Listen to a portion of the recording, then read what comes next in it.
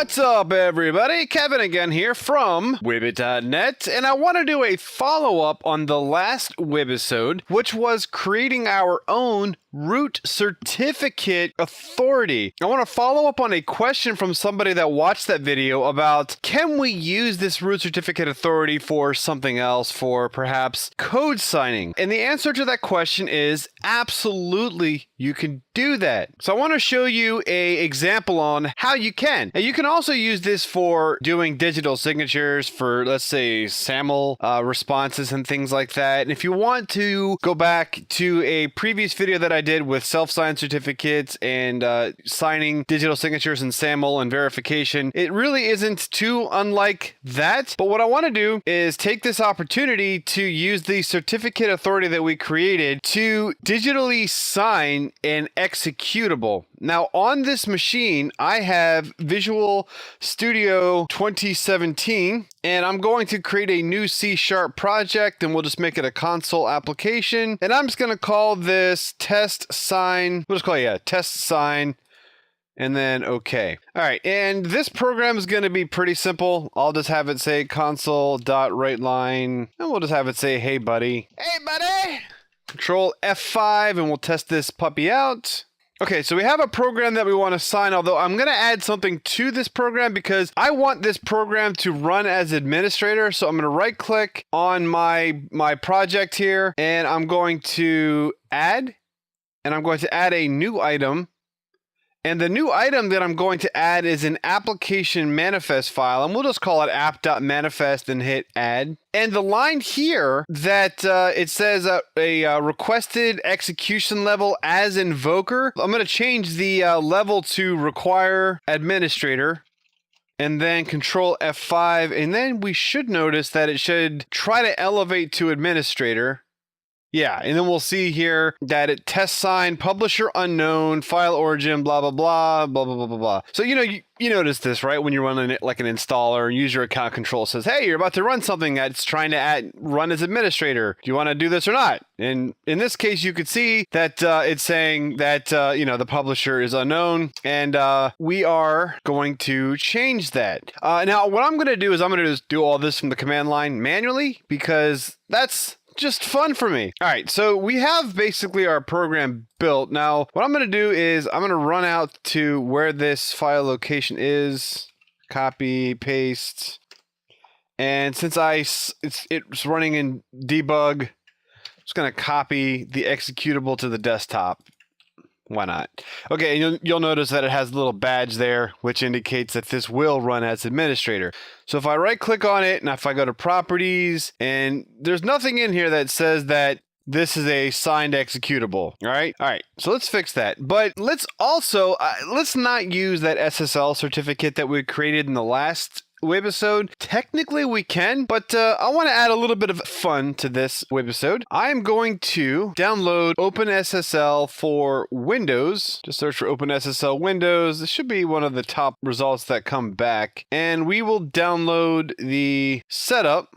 And what we're going to do is create a certificate request from this Windows machine here. All right, so we'll run this installer.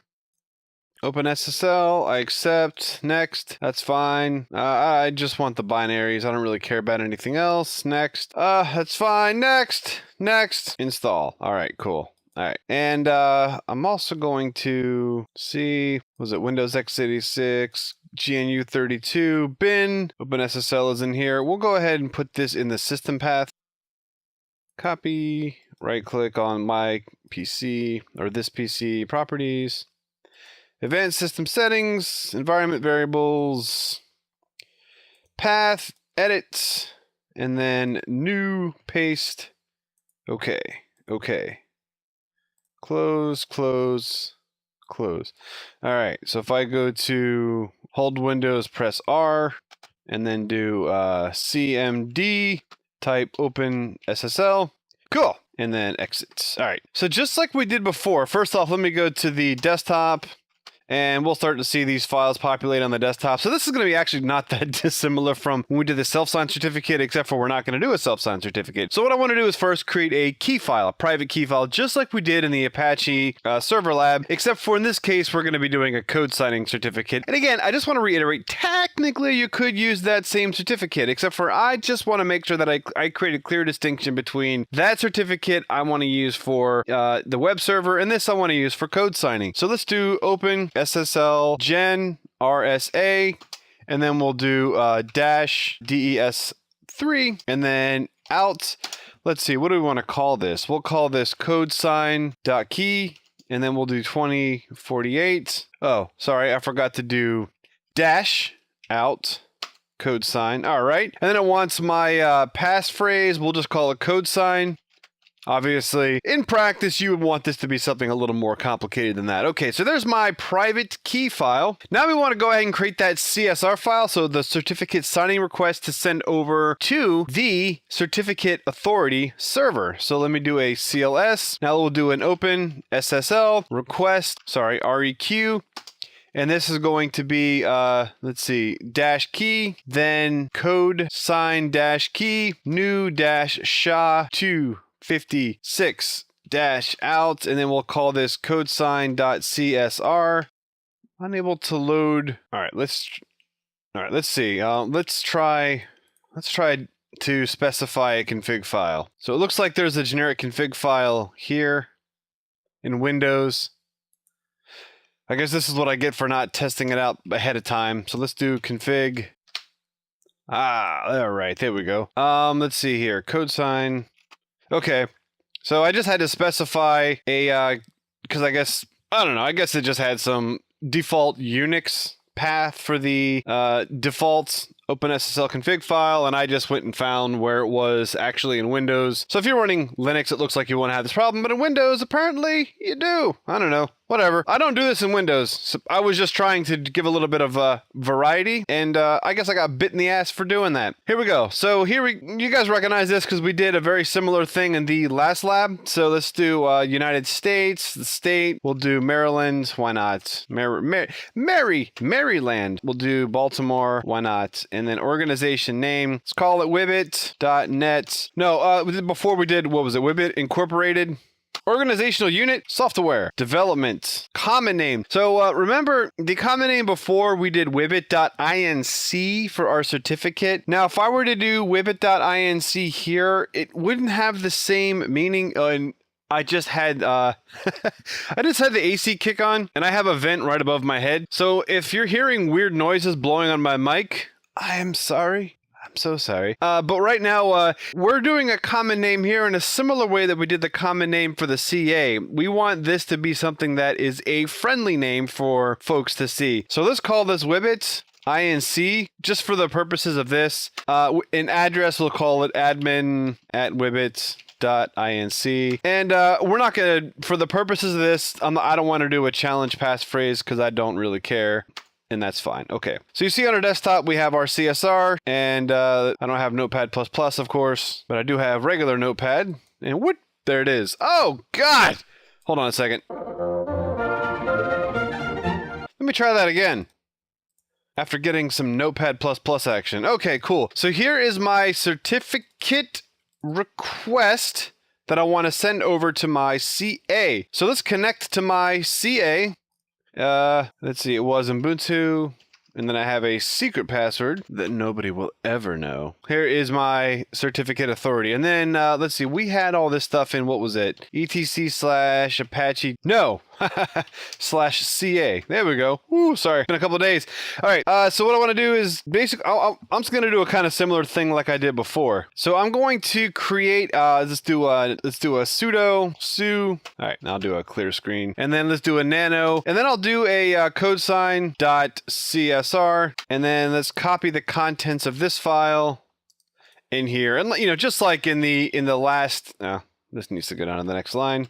I don't know if it technically matters, but just like in the last one, you know, we would send this over, maybe email or secure file transfer or whatever. Control O, enter, Control X. All right, now we want to satisfy this request. Now, again, keep in mind, we're not just blindly satisfying this request. I want to emphasize that me as the certificate authority, I already have a relationship with this client. So it's not like I'm just getting CSRs and just satisfying them. So this is not going to be a certificate that requires DNS entries. So I'm not going to be doing that V3 certificate that has DNS entries like I did before. So let's do this. What we'll do, open SSL CA-config, and the config file is going to be the same as we had before, open SSL -days, and let's give them 365 days like we did before, -in, and this will be codesign.csr, and then -out, codesign-.crt, and let's run this. Okay, so now it wants the passphrase for the root CA, and I'm trying to remember, what was it? Was it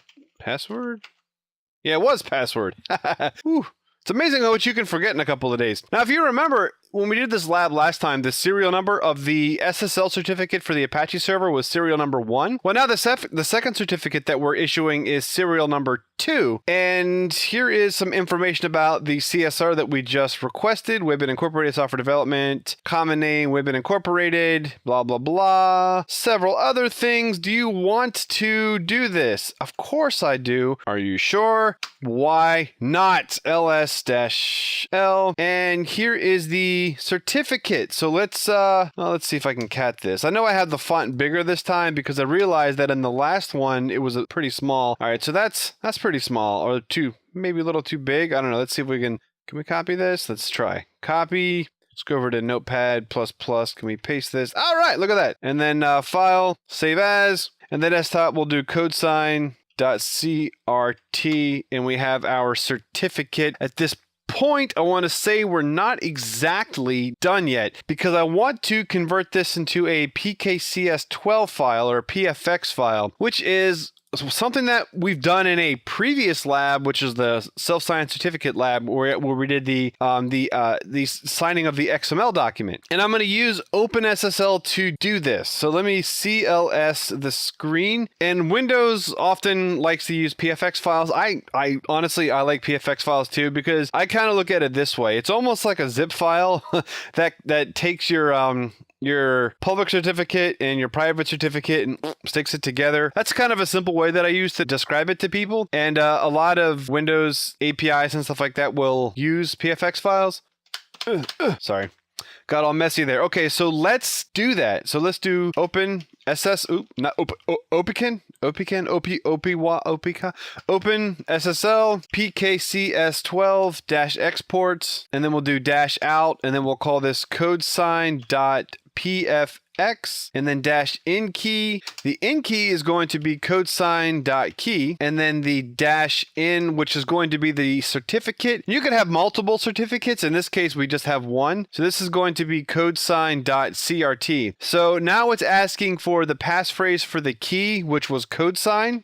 And now it's asking for the export password. So this is the password for the PFX file. So when we import the PFX file into an application or a key store, that's what it's going to be. I'm just going to, again, call it codesign, not to try to be too confusing. And now it's asking me to verify that password, codesign. So now on my desktop, I have this codesign.pfx file. So we have the key file, the CSR file that requested the certificate that was then created and signed by the certificate authority, and the PFX file that's a combination of these two files. Now, another thing that I would like to draw your attention to is a tool that when you install Visual Studio, this is installed on your machine. If it's not, you have to go download the Windows SDK. But if you go to, I think, C, Program Files, x86, and then Microsoft's SDKs. Sometimes it's here in like Windows 10A bin, and then sometimes it's here. But also, I think when you install Visual Studio, it's also here in Click Once, signtool.exe. This is a tool that you can use to sign code, sign executables, DLLs. This is what we're going to be using to sign that executable. Now, what did I do with that exe? Oh, yeah, here it is. Let me stick this over here.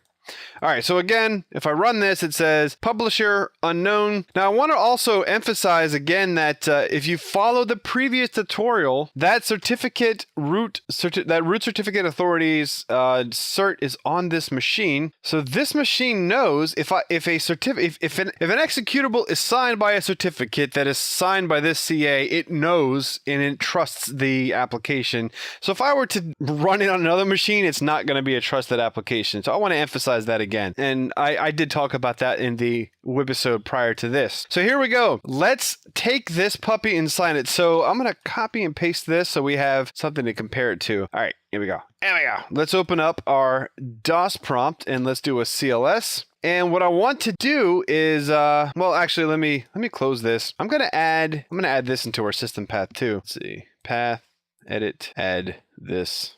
Boop. So I can do sign tool. Cool. So sign tool. Then what I want to do is I want to sign.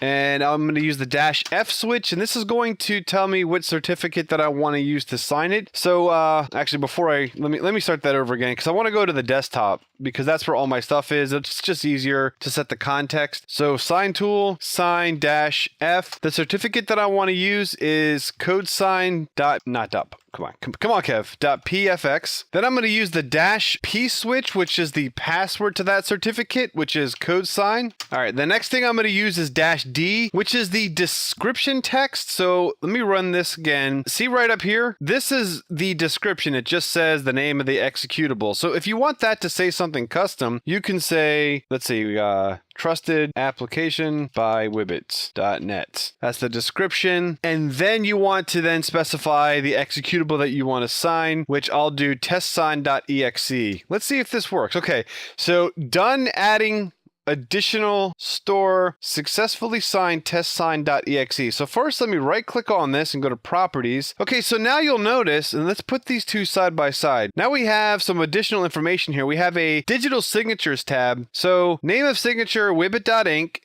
You can specify a timestamp server, which I didn't do in this example, and maybe I can do it at some of the other point, but for the purposes of this, I'm just not going to worry too much about it. So if I go here, I can see the name, WiBit Incorporated. Again, signature time. I didn't specify a time server, but I can view the certificate and I can see, hey, this is a trusted application. Awesome. And if the certificate is not on my machine, and if I do want to trust them, I can install the certificate. But in this case, it is installed because I don't have that little X on it, and the certificate is okay. So if I run this, you can see that it says, do you want to, allow this to run? Trusted application by WiBit.net, verified publisher, WiBit Incorporated. Yes, I want to run this. So let me do, let's see, test, sign, yes. Yay! It executed. Isn't that awesome? Hey, so a couple things that I noticed after I had cut off the recording. So I'm coming back. Little addendum here. First thing is, holy shit, were my levels bad on the audio. So sorry about the audio spiking. Hopefully it wasn't too annoying, and if it was, I apologize. So one of the things that I did notice is that when you execute the program, you don't see your hey buddy text, and the whole thing about not having a timestamp. It's so bloody easy to do that. I might as well just do it. So why don't we just fix both of them? So the reason why you don't see the application is if you look really quick, it actually just pops up in its own window. Hopefully that this capture is running at and also that whatever site this is streaming on, YouTube or whatever, is showing it at a good enough frame rate where you can see that it just pops up in its own window. So it's not actually executing within the confines of this this console window. So let's do a console dot read key, and let's rebuild the program, and let's do this again real quick. All right, so that's built, and we'll run out to the debug. And again, I'm really sorry about the audio levels. I know I've made this mistake once or twice before. All right, and sorry, it sucks. Sorry. All right, so now we have a unsigned your program sucks kind of app, and there we go. It's running here, and Boom. So since it's running as administrator, it's popping out into its own window. So now we want to sign it. So what I'm going to do is I'm going to run the exact same program that the exact same command that I did before, except I'm going to add an additional switch /tr, and I'm going to specify a time server, http://timestamp.digisert.com, and then run that. Let's see, what was it? digisert.com. There we go. Now if I right click on it and go to properties and digital signature, you'll see a proper timestamp on the actual signature. So it was just painfully simple to do that I figured why not just add that. So there you go. Thank you so much for watching. I hope that you enjoyed this webisode. Again, I really apologize. I didn't notice until I actually posted that the audio was cracking. So thank you so much for watching. If you want to support me and what I do and what we do, please go to www.wibit.net, support the site. All of your sponsor memberships help me and help everything that we do. Follow us on our social media sites. Also, if you want to subscribe to the YouTube channel, that also kind of helps me know the type of content that you may want to see going forward. So thank you so much, and I will see you in the next webisode. Bye-bye.